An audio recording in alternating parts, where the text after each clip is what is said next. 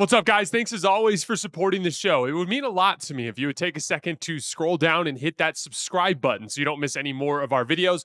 Also, make sure you follow us all over social media so you don't miss any of our content or show announcements. Let's get into some of these rankings in Bleacher Report's list. So I have LeBron and MJ flipped, but that's really about what you value.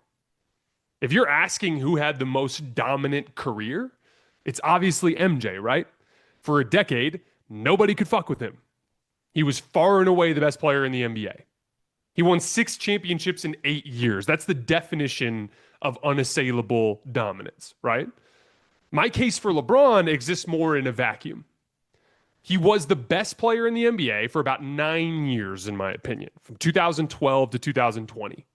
But the league was much more talented in his era. Just look at the list. Steph Curry and Kevin Durant are both very high in this particular list, and they played alongside LeBron James, right? So there wasn't as large of a gap in terms of like pure dominance, but I'd argue we'll never see that again. Like, look at Jokic. Nikola Jokic is discernibly better than his peers right now. But that gap isn't even close to how much better Michael Jordan was than Charles Barkley or Clyde Drexler or Hakeem Olajuwon. Really good players, but not the same types of players that Nikola Jokic is competing against, that LeBron James competed against. I think some of that is just the influx of NBA talent. It's like a plateauing effect, right? It's a big part of why I think Kobe's underrated, which we'll get to in a few minutes. The LeBron case is simple.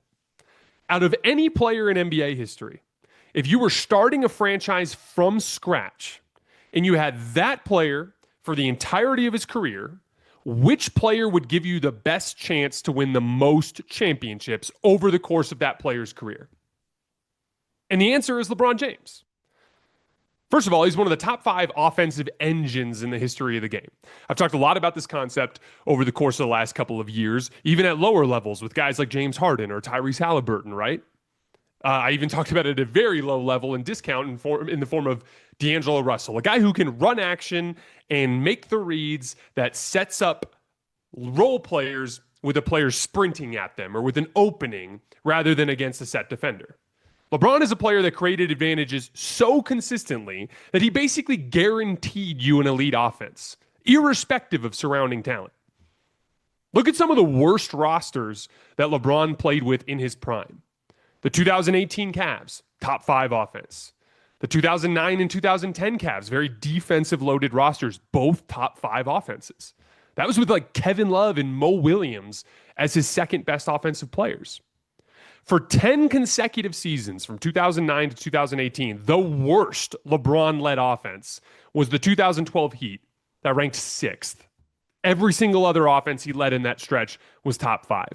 And it translated to the playoffs extremely well because he had the size and the strength to hold up under the physicality, and he was versatile. He could attack from so many different spots on the floor and impact winning on offense in so many different ways. He is one of the greats in terms of generating offense in the NBA. And then in the other end of the floor, LeBron was one of the most versatile defenders in the history of the sport. Whether he was protecting the rim on the back line, like he did in the Spurs series, meeting Thiago Splitter at the rim, or in the Warriors series where he blocked 9 shots over the final 3 games of that 2016 finals. He guarded Derrick Rose down the stretch of the 2011 finals as a perimeter, or 2011 Eastern Conference finals as a perimeter threat. Jamal Murray in the 2020 Western Conference finals, he could be deployed as a perimeter defender. You needed him to rebound. He had 17 playoff games to this point with at least 15 rebounds. He has 6 playoff games with at least 18 rebounds. He's functionally a big as a rebounder when you need him to be. Or if you just need him to make a superhuman transition play like he did to save the 2016 finals. He's always able to fill whatever defensive role the team needs. And to tie it all together, outside of his decade where he was the best player in the world, there's an entire additional decade and change of him being a top 10 player. He was just, in his 22nd season, 6th in MVP voting and 2nd team All-NBA. He's a safe bet to make an All-NBA team next year, in his 23rd year. That as a franchise, that gives you an additional decade more of chances where if you built the right roster around him, you could win a championship in those years. So to put it simply, there is no player in the history of the NBA that would give you a better opportunity to win more championships than LeBron James. So yeah, I'd flip them and I'd have LeBron at number 1.